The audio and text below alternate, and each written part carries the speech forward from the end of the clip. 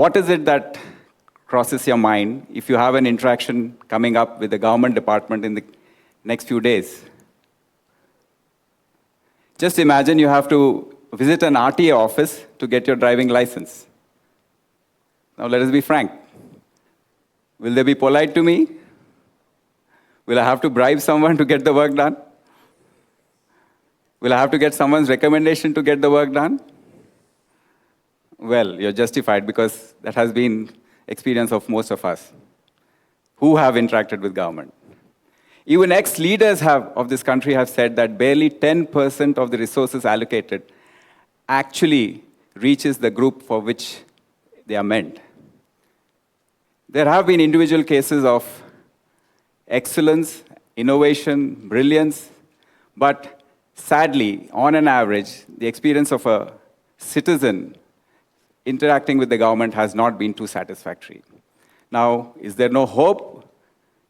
Can we not improve? Do we take this as our fate? Well, it is my contention that there is definitely hope and there is scope for a lot of improvement.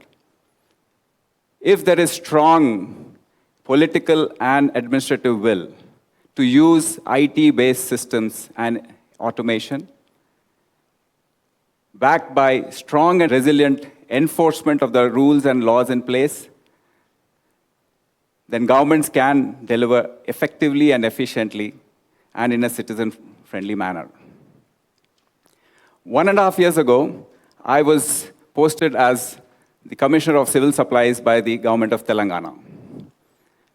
It was the first time in history in this country that a police officer was being asked to head a very important administrative department.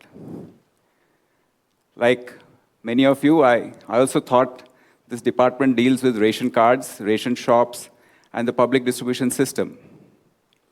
But when I reported there, I realized that it deals with an entire gamut of activity, which starts right from the time the farmers bring their paddy to the paddy purchase centers. From there on, the corporation buys this paddy through IKP groups. The paddy is transported to the millers who mill it, and the rice is then transported thereon to the buffer godowns, to the corporation godowns, and then to the fair price shops, and finally it is distributed amongst the needy beneficiaries. What else did I see there? A 12,000 crore corporation having a debt of over 7,000 crore, and banks have already refused to give further loans to conduct the daily operations. The employees of the department looked demotivated and in disarray. The stakeholders like rice millers, kerosene dealers, fair price shop dealers were all in a combative mood, not ready to pay the large number of dues due to the corporation. Well, in my 25 years in the police department, I've always believed in the use of IT-based systems to deliver better policing services to the public. Right from the time I was a DCP in Central Zone, where we set up CCTVS all around Hussain Sagar Lake to prevent suicides and set up the lake policing system, to the time I was in traffic when we used e-challan system to replace the handwritten challan books, introduced drunk driving, and used modern gadgetry for enhanced and better enforcement, to the time in Cyberabad where we introduced passport verification within 3 days through a totally online system. Set up CCTVs all around in thousands of numbers on the roads of Cyberabad to enhance public safety, and also introduce she-apps, she-shuttles, and she-cabs to enhance women's safety. So I thought, why don't we use this IT-based systems to deliver results in a department like civil supplies? So here we started with the first step itself, the farmers bringing the paddy to the paddy purchase centers. Now, there were complaints that the farmers never received their minimum support price, which has been declared by the government, in full. There were traders, millers, and officers who took their cut and ensured that the full amount never reached them. So we thought, why don't we develop something to alleviate their misery? The online procurement managed system was developed, which made the entire process online. Tabs were issued to the 3,000 plus paddy purchase centers, which are run by women's self-help groups and agriculture cooperative societies. The entire process, as you can see, was made online right from the time the paddy is brought, farmers' details are registered, and the payment process is made through the corporation to the head office, and then to the central bank, and then to the district manager, and then straight into the farmers' accounts. You will not believe that in 3 seasons of Kharif and Rabi last year and Kharif this year, 11,000 crore rupees have been transferred into the accounts of 16.5 lakh farmers, straight into their accounts within 3 days. There's no need to suffer for 30 to 60 days waiting for the checks to reach them.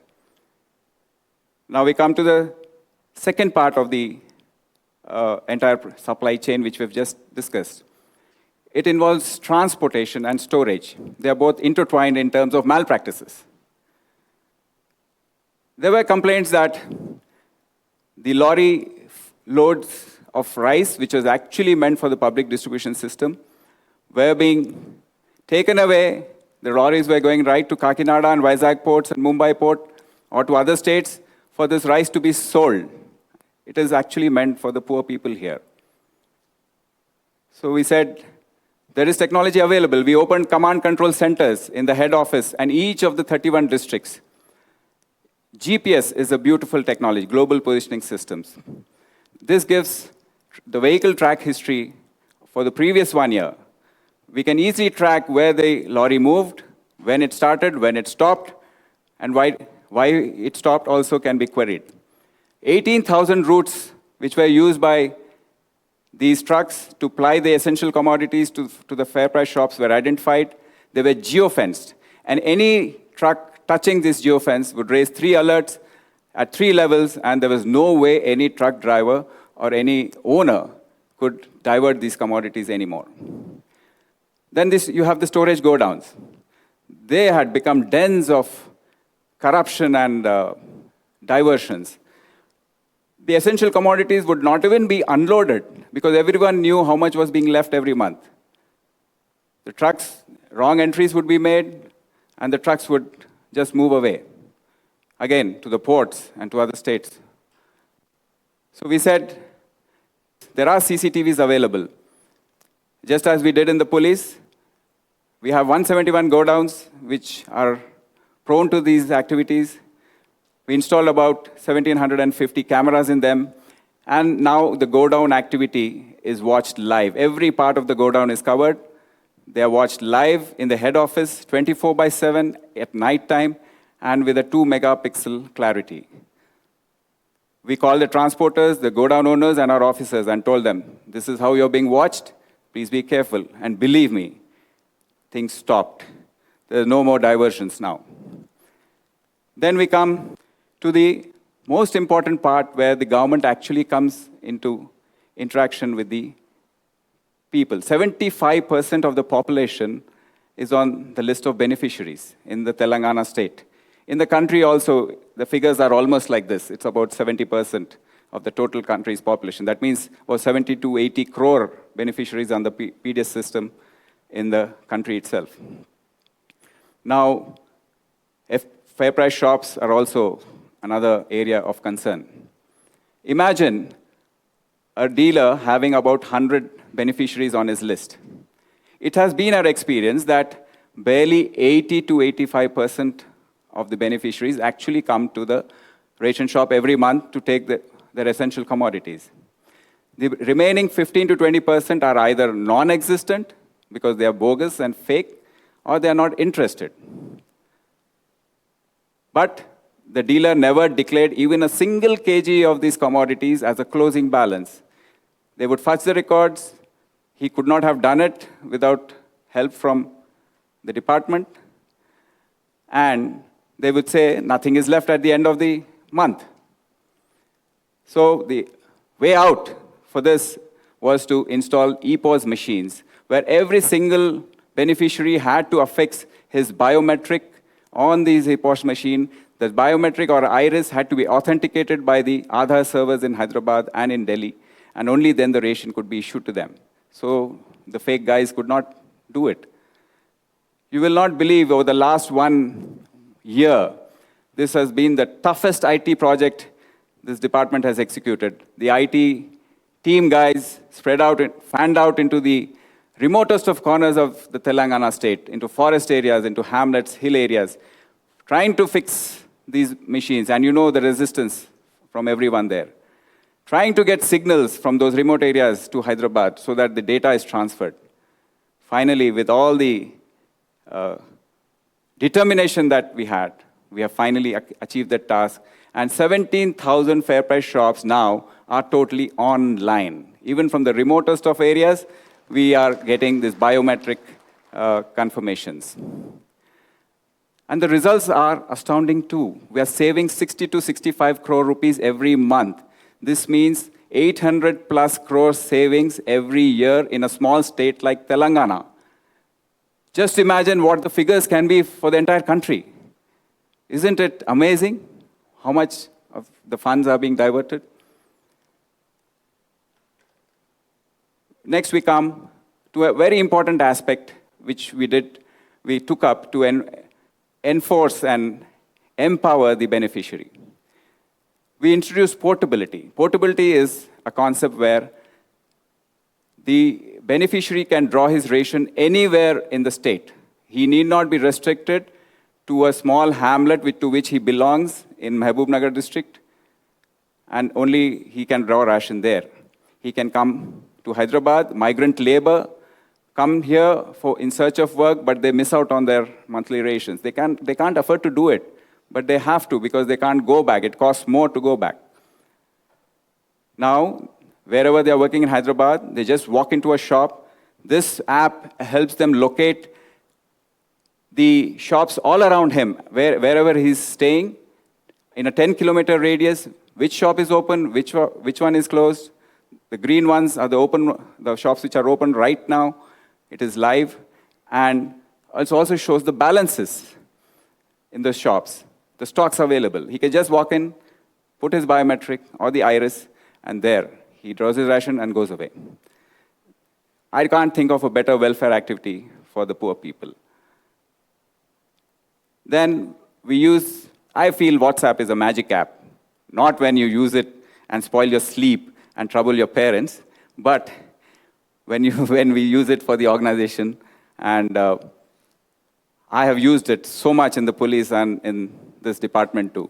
There used to be a lot of gaps between the head office and their field units. No one would communicate with each other.